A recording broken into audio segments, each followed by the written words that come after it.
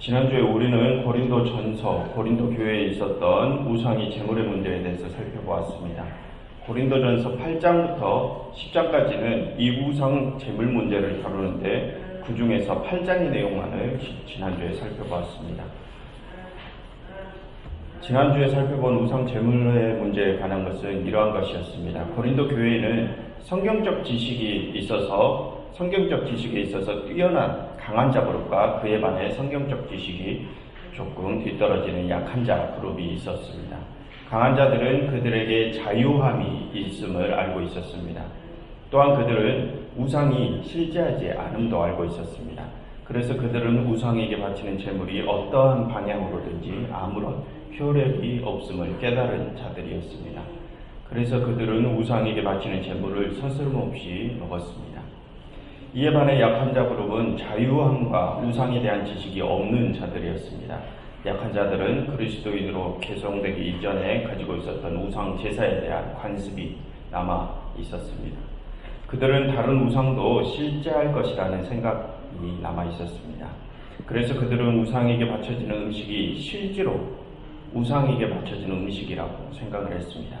우상에게 바쳐지는 음식은 뭔가 이상한 효력이 있을 것만 같다는 생각을 가지고 있었습니다. 그래서 약한 자들은 그것을 먹기 꺼림직해 했습니다. 그리고 약한 자들은 그 우상에게 바쳐지는 음식을 먹는 강한 자들과 마찰을 일으켰습니다. 여러분, 이 문제에 대해서 바울은 어떠한 해결책을 제시했습니까?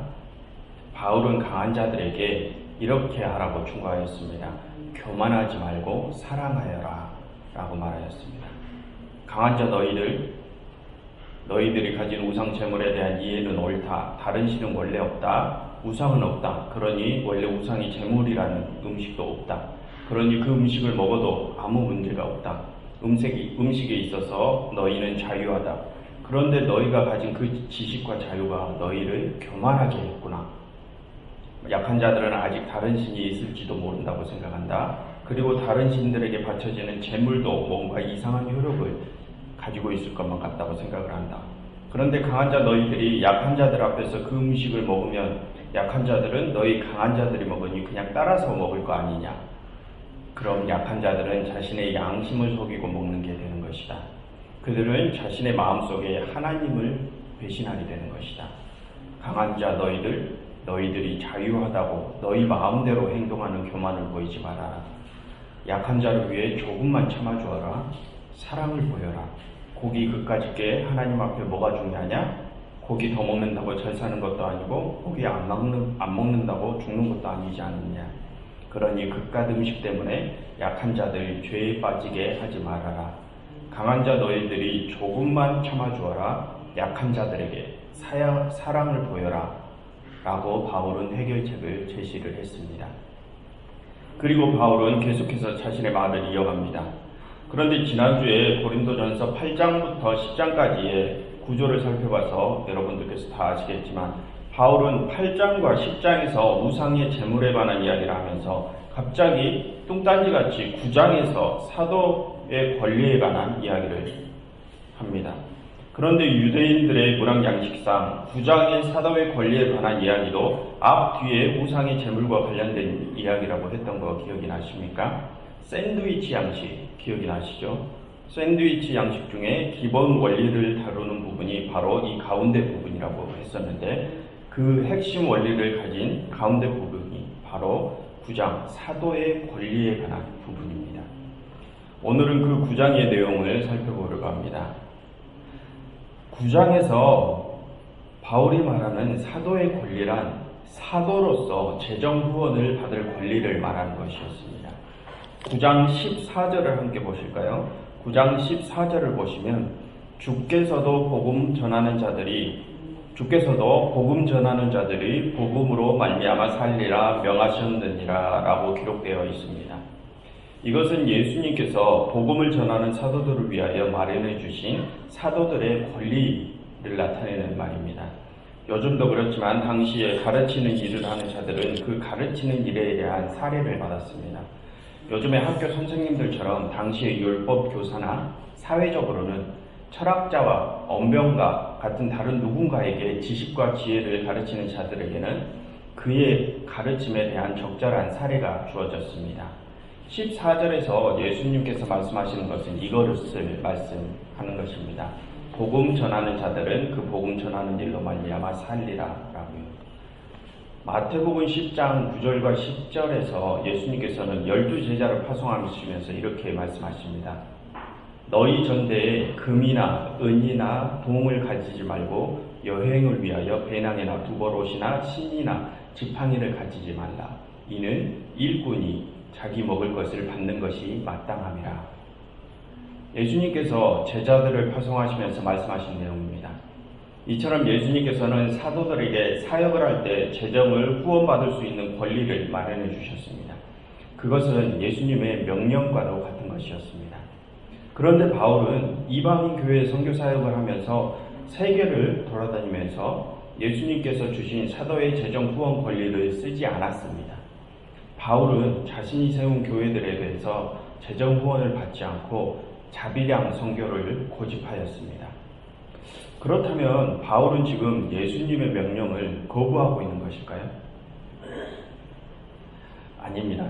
바울은 지금 예수님의 명령을 거부한 것이 아니라 예수님께서 명령하신 사도의 권리를 자진해서 포기한다고 말하고 있는 것입니다. 왜 그랬을까요? 그것은 바로 약한 자들을 위한 바울의 선택이었습니다. 바울의 논리, 바울의 이야기는 이것입니다. 원래 복음 자체는 하나님께서 우리에게 주시는 값이 없는 선물입니다.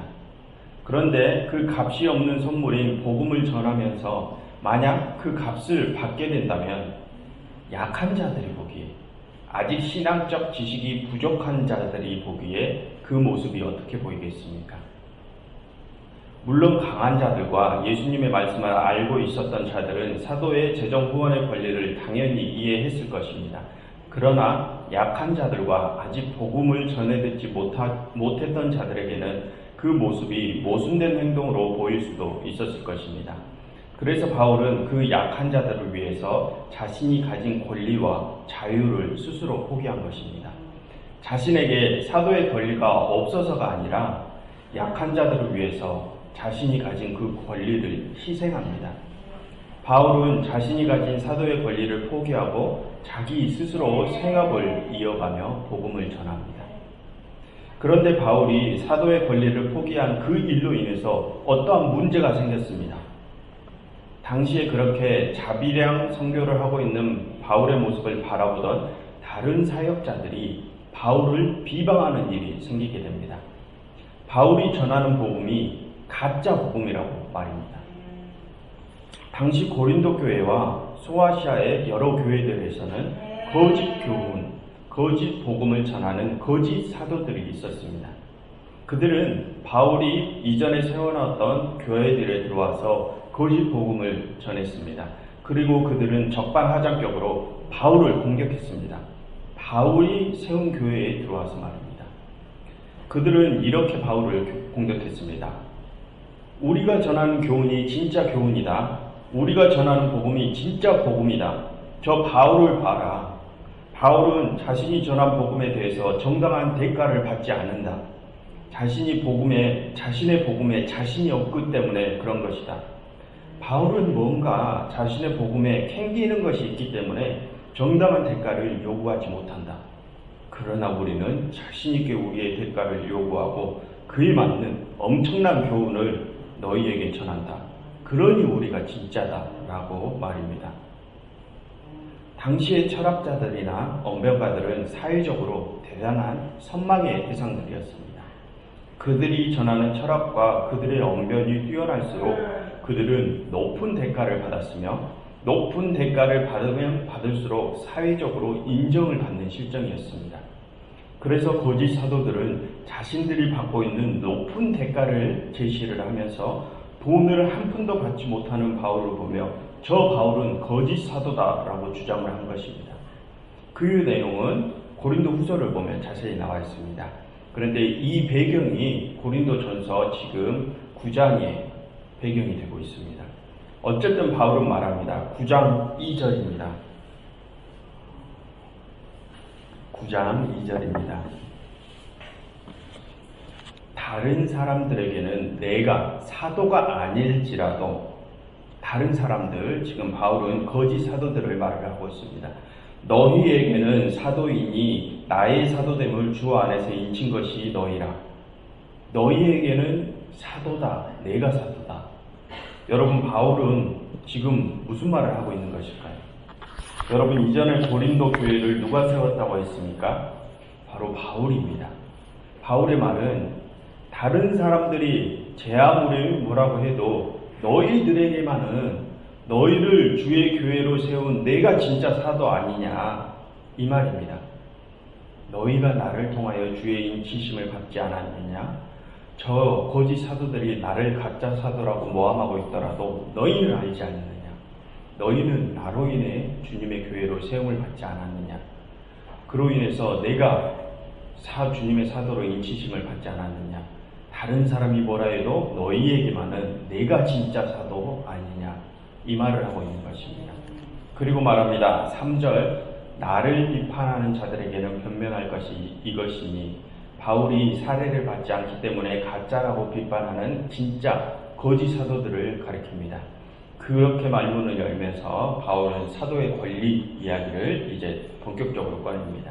4절입니다. 우리가 먹고 마실 권리가 없겠느냐? 바울은 자신에게 정당한 대가를, 정당한 사례를 받을 권리가 있음을 알고 있습니다. 5절, 우리가 아내를 데리고 다닐 권리가 없겠느냐? 사도들에게는 아내까지도 함께 하며 대가를 받을 권리가 있음을 알고 있습니다. 6절, 어찌 나와 바나바만 일하지 아니할 권리가 없겠느냐? 다른 사도들에게는 다 그 권리가 있는데 왜 나와 바나바에게만 그 권리가 없겠느냐? 왜 나와 바나바만 자비랑 선교를 해야 하겠느냐라고 바울은 말합니다. 바울은 다 알고 있습니다. 자신이 복음을 전하고 그에 합당한 대우를 받을 권리가 있음을 알고 있습니다. 그러나 자신은 그 권리를 포기하겠다고 합니다. 12절을 함께 보시죠. 12절입니다.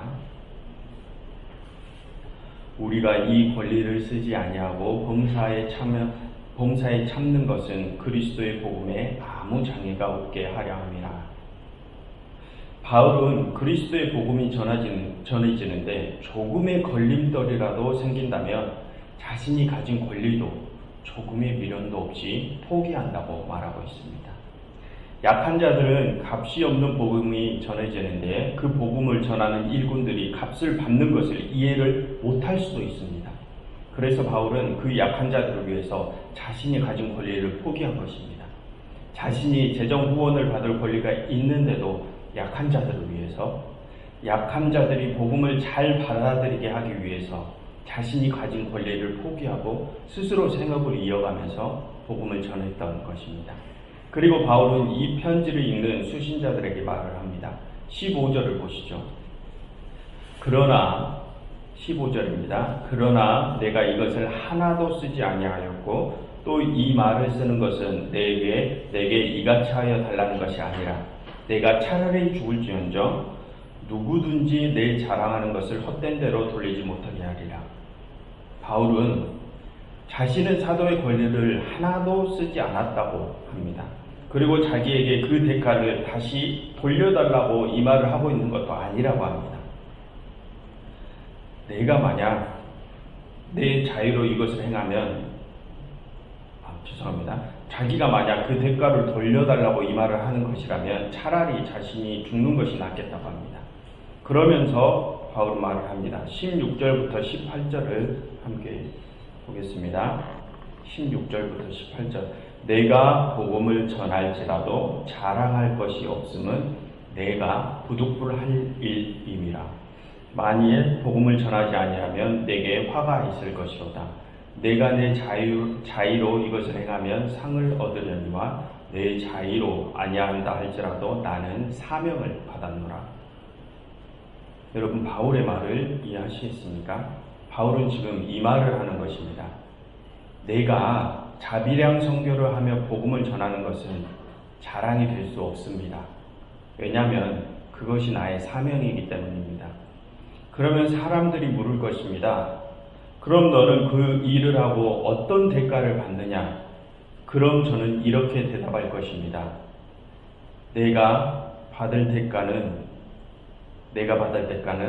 내가 복음을 전할 때 값없이 전하고 복음을 전하면서 내가 가진 사도의 권리를 이용하지 않는 것, 그것 자체가 내가 받을 대가입니다. 라고 바울은 말을 합니다. 바울은 지금 사도의 직무를 맡은 것 자체가 이미 자신이 대가를 받은 것이라고 말을 하고 있습니다. 여러분, 바울의 신앙을 이해하시겠습니까? 왜 하나님께서 바울을 당신의 사도로 쓰시고 바울의 서신을 당신의 말씀으로 쓰시는지 바울의 신앙을 조금 이해할 수 있으시겠습니까? 그런데 바울은 여기서 그치지 않습니다. 바울은 계속해서 말을 이어갑니다. 19절입니다. 내가 모든 사람에게는 자유로우나 스스로 모든 사람에게 종이 된 것은 더 많은 사람을 얻고자 합니다. 바울은 원래 자유인입니다. 당시에는 자유인과 노예 계급이 철저하게 구분이 되는 시대였습니다. 그 시대에 바울은 유대인 중에 유대인 최고위층의 출신이면서 로마인의 신분을 가진 자유인 중에 자유인이었습니다. 그런데 그런 바울은 자기의 자리를 내어놓고 모든 사람의 종이 되었습니다. 여러분, 왜 그랬을까요? 그것이 그리스도의 방식이기 때문입니다. 세상의 가장 높은 보좌에 계신 분이 모든 세상을 구원하시려고 가장 낮은 자리로 오셨기 때문입니다. 그것으로 모든 세상에 대한 구원이 이루어졌기 때문입니다. 바울은 그 그리스도의 방식을 따라간 것입니다. 자신이 모든 사람의 종이 됨으로써 더 많은 사람을 구원으로 인도하기 위함입니다. 그리스도께서 그렇게 하신 것처럼요. 20절과 21절, 22절입니다. 바울은 율법 아래에 있는 자들에게는 율법 아래에 있는 자들처럼 율법 아래에 있지 않은 자들에게는 율법 아래에 있지 않는 자처럼 맞춰 행동하였다고 합니다. 즉, 유대인들을 대할 때는 유대인처럼, 약한 자들을 대할 때는 그 약한 자들처럼, 이방인을 대할 때는 이방인들처럼 모든 상대에게 맞추어서 행동을 해주었다고 합니다. 유대인들에게는 유대인의 방식에 맞추어서 살아주었고 이방인들에게는 이방인들의 방식에 맞추어서 바울은 살아주었습니다. 바울은 자신 마음대로 행동할 수 있는 자유가 있었음에도 그렇게 하지 않고 다른 이들의 생활 방식에 맞추어서 살아주었습니다. 복음을 위해서 말입니다. 23절입니다. 내가 복음을 위하여 모든 것을 행함은 복음에 참여하고자 함이라. 바울은 복음을 위하여 자신이 그렇게 낮아져서 다른 이들의 종노릇하는 것이 그리스도의 복음에 참여하는 것이라고 합니다. 그리스도의 복음을 바울은 자신의 삶으로 보여준 것입니다. 지금 바울은 그렇게 자신의 삶으로 그리스도의 복음을 보여주는 것이 바로 자신이 복음에 참여하는 것이라고 말을 하고 있습니다. 그리고 바울은 24절부터 27절에서 이렇게 말합니다. 운동장에서 다름질하는 자들이 다 달릴지라도 오직 상을 받는 사람은 한 사람인 줄 너희가 알지 못하느냐. 너희도 상을 받도록 이와 같이 다름질하라. 이기기를 다투는 자마다 모든 일에 절제하나니 그들은 썩을 승리자의 관을 얻고자 하되 우리는 썩지 않을 것을 얻고자 하노라. 그러므로 나는 다름질을 하기를 향방 없는 것 같이 아니하고 싸우기를 호공을 치는 것 같이 아니하며 내가 내 몸을 쳐 복종하게 하며 내가 남에게 전파한 후에 자신이 도리어 버림을 당할까 두려워함이로다. 바울은 지금 자신이 복음을 전하는 사역을 경기장에서 경기를 뛸 육상주자의 비유를 하고 있습니다. 육상주자들은 다 금메달을 따기 위해서 달립니다.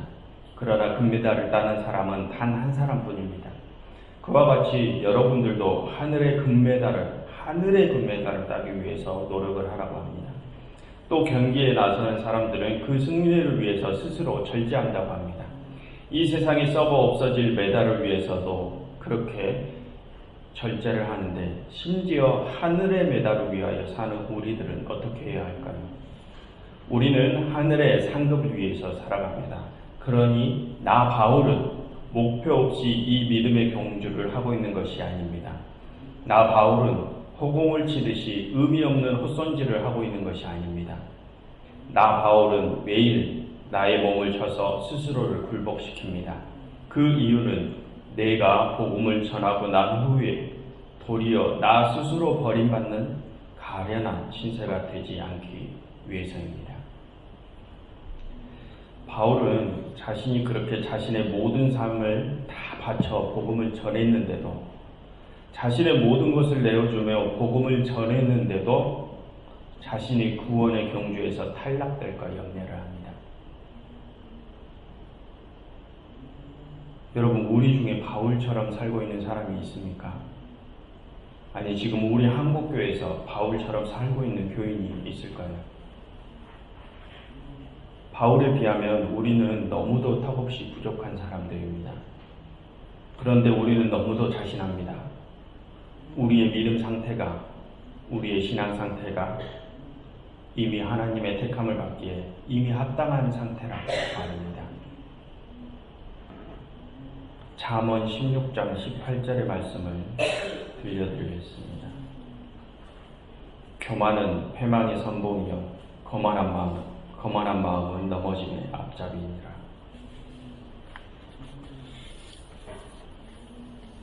여러분, 바울의 신앙을 본받으시기를 바랍니다. 바울은 자신의 사도의 권리를 포기하면서 약한 자들, 타인을 위한 삶을 살았습니다. 자신의 유익이 아니라 타인의 유익을 위하여 살았습니다.